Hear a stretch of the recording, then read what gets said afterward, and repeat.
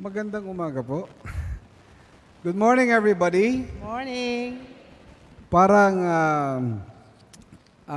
sobrang ang babait natin ngayong panahon ng season of Lent.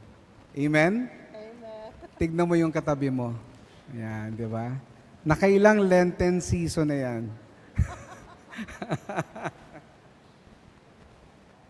Anyway, as mentioned, we are concluding the series of the growth seminar that you were having that started since February, when? February 12. Hello? Growth seminar. Maturity seminar. Alam niyo po, it is a fact that, sabi nga, age is a matter of fact. Diba? Age is a matter of fact. Meaning, kahit anong pigil ang gawin natin, whether we like it or not, every year, +1. Tama ba? Kaya marami tayong ginagawa para hindi magbago ang ating mga itsura. Di ba? Andiyan na yung hyaluronic acid. Andiyan na yung retinol. Ano pa ba yon? Nung araw, ang nadidinig ko lang, chinsansu. Inabot nyo ba yung chinsansu na yan? Yeah. So the thing is, we can probably delay aging, but aging is a matter of fact.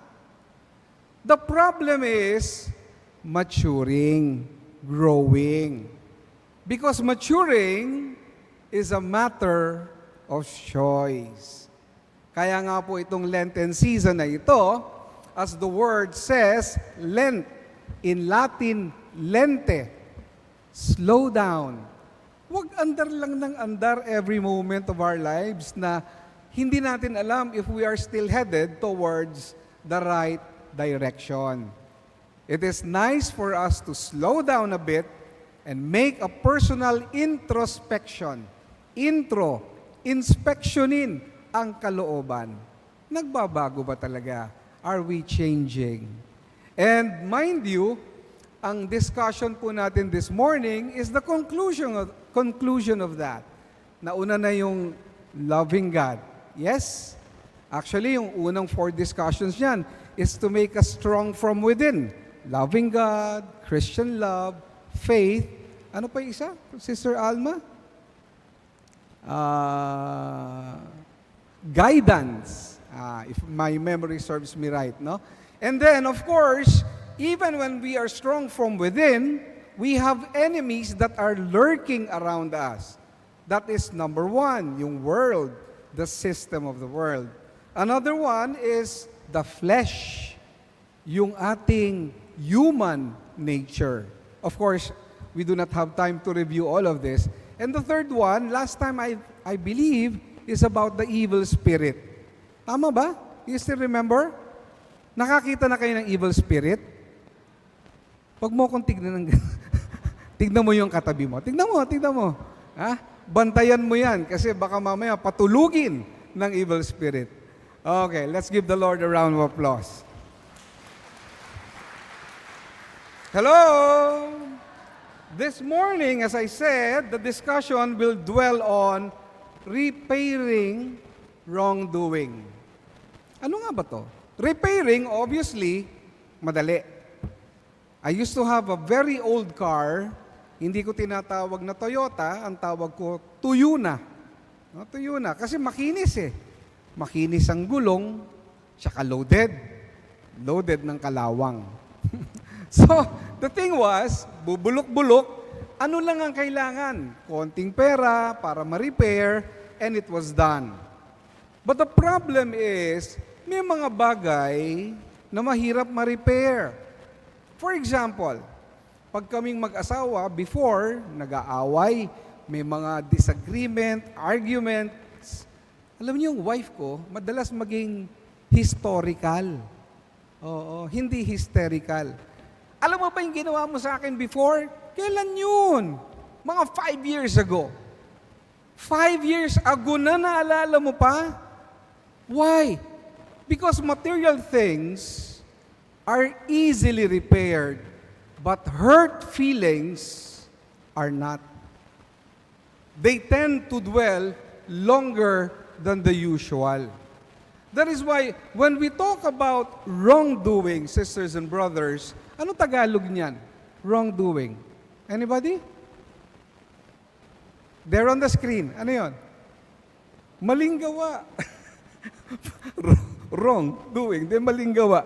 The thing is, when you talk about mali, and you talk about gawa, there's only one word to describe that. Basa. Sabay-sabay. Kasalanan. Ang mga maling gawa ay kasalanan. Question is, ano ba ang technical meaning ng kasalanan? Alam niyo po yung kasalanan, hindi natin pwedeng ibaliwalain. Why? Because it was sin that brought Jesus to be crucified. Are you following? Okay, now, ano yung technical meaning ng kasalanan? Kasalanan actually means to miss the mark. To miss the goal. Ano ba ang mark natin pag naglalaro tayo ng darts? Bull's eye. Tinira ko. Hindi ko tinamaan. Sala. Sala. Merong basket dyan. Waste basket. Kunyari, kinrampol ko yung paper, isushoot ko doon sa waste basket, hindi pumasok. Uy, sala. Kaya, ano yung ating mark as children of God? One word. Obedience. Obedience to the Father. That is why whenever we disobey, tayo ay nagkakasala because we are missing the mark. Amen? Okay. Now, let us focus on repairing wrongdoing because ano ang coverage nito? These are sins that affect relationships with one another. Meron tayong mga kasalanan ginagawa, but nevertheless, when you say repairing wrongdoing, it focuses on interpersonal sins. Hello? Question. Every sin is wrong. Yes? Every sin is bad. No doubt about it. Amen? But which is worse? Ano mas mabigat? Kasalanan sa Diyos o kasalanan sa kapwa? Survey. Sino nagsasabi na ang kasalanan sa Diyos mas masama? Taas ang kamay. Taas ang kamay. Merong isa, dalawa, tatlo, apat. Okay. Kasalanan sa Diyos, masama. Okay. Sino ang nagsasabi na ang kasalanan sa kapwa ay mas masama? Taas ang kamay. Nadagdagan ng konti. Okay. Third, sino ang hindi nagtaas ng kamay, taas ang kamay?